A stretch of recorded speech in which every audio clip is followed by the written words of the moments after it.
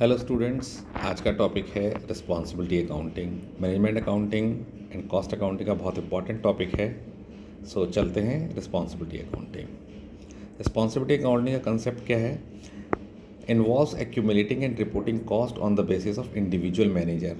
हर एक मैनेजर को क्या रिस्पॉन्सिबिलिटी दी गई है उसके हिसाब से उसकी कॉस्ट से रिलेटेड इंफॉर्मेशन को एक्यूमुलेट करना एंड रिपोर्ट करना। That is first thing. Manager performance based on matters under managers control, और मैनेजर की परफॉर्मेंस को जो कि बेस्ड होगी उसके अंडर में जो चीज़ें हैं उसके बेसिस पे। Also termed as profitability accounting, इसका एक दूसरा नाम प्रॉफिटेबिलिटी अकाउंटिंग है। Educate feedback in terms of delegated authority, और इसके अलावा उसको जो अथॉरिटी दी गई है उसका फीडबैक क्या आ रहा है उसके हिसाब से उसको मेज़र करना। अगर डेफिनेशन की बात करें, a method of accounting in which cost are identified with person assign to their control rather than with product और फंक्शन। मैनेजर को क्या रिस्पॉन्सिबिलिटी दी गई है, पर्सन को क्या रिस्पॉन्सिबिलिटी दी गई, उसके हिसाब से अकाउंटिंग मेंटेन करना, that is responsibility accounting. Measure both input and output of responsibility centre, और रिस्पॉन्सिबिलिटी सेंटर के इनपुट और आउटपुट क्या है उन दोनों को जो है मेज़र करना। Certified institute of management accounting London की डेफिनेशन है कि responsibility accounting is a system of accounting management accounting under which accountability is established according to the responsibility delegated to the various management and management information system instituted to give adequate feedback in terms of delegated responsibility। ठीक है, आगे चलते हैं। इसमें definition के बाद इसके features. तो फीचर्स क्या हैं? पहला फीचर है information for both output and input resources that is based in cost and revenue data for financial information. क्या इनपुट है क्या आउटपुट है, दोनों को एक तो उसके ऊपर बेस्ड है। ठीक है, उसके बाद information for plan and actual performance, हमने क्या प्लानिंग की थी और क्या एक्चुअल परफॉर्मेंस रही उसके बेसिस पे। आइडेंटिफिकेशन ऑफ रिस्पॉन्सिबिलिटी सेंटर, इसके अलावा कौन कौन से रिस्पॉन्सिबिलिटी सेंटर हो सकते हैं उसको आइडेंटिफाई करना। And performance reporting, actual performance क्या रही, to report reasons for deviation from original plan and to what extent. इसके अलावा हमारे क्या डेविएशन रहे एक्चुअल प्लान से, जो हमारा ओरिजिनल प्लान था, और उससे क्या डेविएशन रहे और कितने रहे। अब देखिए कितने सारे टाइप्स हो सकते हैं हमारे रिस्पॉन्सिबिलिटी सेंटर के। तो नंबर 1 है आपका इन्वेस्टमेंट सेंटर, उसके बाद है contribution centre, profit centre, revenue centre and cost centre. Investment centre नाम से पता चल रहा है कंट्रोल्स इन्वेस्टमेंट को कंट्रोल करने के लिए इन्वेस्टमेंट सेंटर।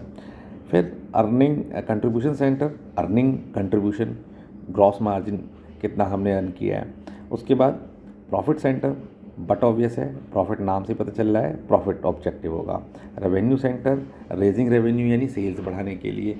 एंड लास्ट वाला cost centre, that is responsible for cost, यानी कॉस्ट को कितना कम से कम रखा जा सके। उसके बाद है हमारा, अब देखिए इसको डिटेल में बात करें तो कॉस्ट और expense centre. Managers are responsible for cost incurred but have no revenue responsibilities. Manager responsible for particular cost center will be held responsible only for only controllable cost। Manager responsible है cost के लिए और उसमें भी कौन सी, जो controllable cost है। उसके बाद आता है रेवेन्यू सेंटर। रेवेन्यू सेंटर में क्या है, devoted to raise revenue with no responsibility for production.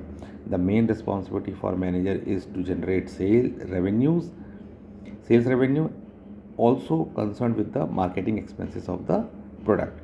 Revenue centre क्या है, बट ऑब्वियस है नाम से ही पता चला, रेवेन्यू जनरेट करने के लिए यानी सेल्स जनरेट करने के लिए है रिस्पॉन्सिबल, यानी सेल्स मैनेजर की रिस्पॉन्सिबिलिटी होगी कि वो ज़्यादा से ज़्यादा सेल्स जनरेट करे, और साथ साथ मार्केटिंग पे क्या खर्चे होने वाले उसके लिए भी वही कंसर्न होगा।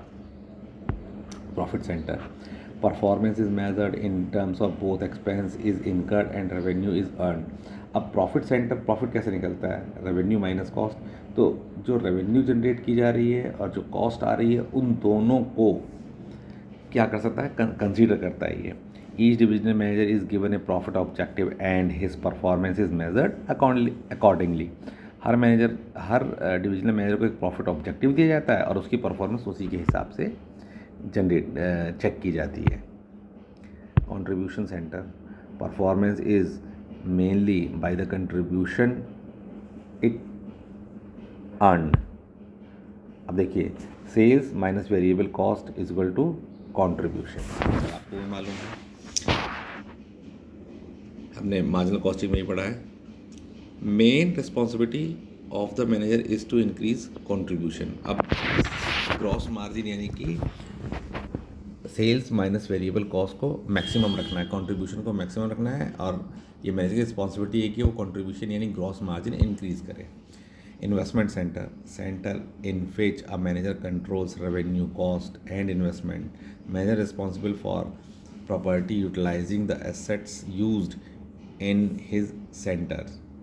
ROI is used to evaluating the and judging the performance of the people. अब जो इन्वेस्टमेंट के लिए जो मैंने रिस्पॉन्सिबल है वो क्या, उसकी परफॉर्मेंस कैसे चेक होती है, ROI पे, यानी कि हमने जो एसेट लगाई है उसके यूज़ करने से कितना हमें रिटर्न मिलना है. ROI means return on investment. Return on investment कैसे निकलेगा, net profit divided by investment multiply by 100, that is called ROI. ROI normally in terms of percentage calculate होता है, इसीलिए मल्टीप्लाई बाई 100 किया गया है. आगे चलते हैं. प्रिंसिपल्स, क्या प्रिंसिपल्स है, determination of responsibility centre. Number 1, target for each responsibility centre. फिर नेक्स्ट है actual performance compared with target. उसके बाद नेक्स्ट है variance analysed as to fix the responsibility of centre. Corrective action, report to reasonable individual for action.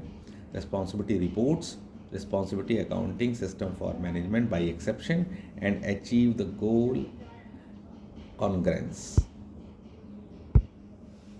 Next है characteristics. Characteristics क्या है, requirement of recipients. Number 1, reporting in conformity with organized chart. Number of reports, report should be made timely. Reports to motivate managers.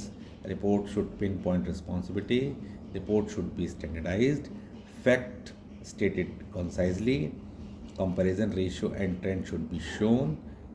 Report based management by exception principle. Duplication of content should be avoided. Visual presentation is more effective. Distribution of report should be properly control. ये self explanatory characteristics है, इसमें ज़्यादा discuss करने की जरूरत नहीं है हमें. एंड नेक्स्ट है एडवांटेजेस. एडवांटेज क्या है, साउंड सिस्टम ऑफ कंट्रोल. सबसे बड़ी बात कि कंट्रोलिंग का सबसे बड़ा अच्छा टूल है, साउंड सिस्टम है. Facilitate decentralisation of decision making. Decision making को डिसेंट्रलाइज कर दिया, यानी आपने अलग अलग सेंटर्स बना दिए तो उस सेंटर की रिस्पॉन्सिबिलिटी उस सेंटर के हेड की है, डिसेंट्रलाइज हो गया. Now he has the power to take appropriate decisions. Encourage budgeting. Budgeting को encourage करता है. Increases interest and awareness among supervisors. जो supervisors हैं उनको उनमें इंटरेस्ट डेवलप होता है, अवेयरनेस आती है. Simplify the structure of reports. Report जो है वो सिंप्लीफाई हो जाएंगी. Facilitates prompt reporting. इसके अलावा जो क्विक रिपोर्टिंग हो जाएगी, हेल्पफुल मतलब ईजी हो जाएगी.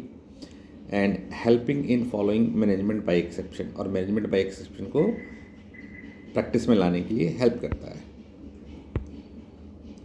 Now difficulties encountered. अब क्या परेशानियाँ आती हैं इसमें. Number 1, the prerequisite for a successful responsibility accounting scheme.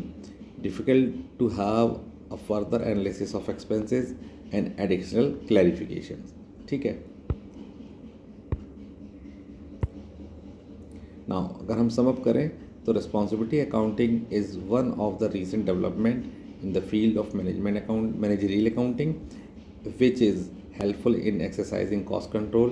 It tries to control cost in terms of person responsible for their incurrence. Right now,